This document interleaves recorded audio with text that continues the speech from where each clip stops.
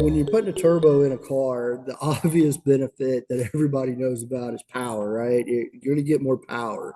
You get more power because you're packing more oxygen into the cylinder, which more oxygen means better combustion and more bang for your buck, right?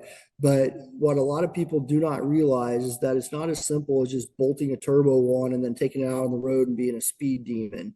There's a lot of other factors that go into whether or not you can even put the turbo in the car. The first factor is heat. When you put more oxygen in the cylinder, you're going to also have to put more fuel in the cylinder so you have proper combustion of your air fuel ratio. That is going to create a lot more heat in the cylinder than that engine is used to, which is going to cause ring expansion. That's a lot more than usual. And you could end up basically causing your piston rings to break by putting a turbo on a car that's not meant for it. And so most of the time, putting a turbo on the car means changing the rings. It means changing your ECM programming so that it knows about the extra air load, so it knows to program to inject more fuel.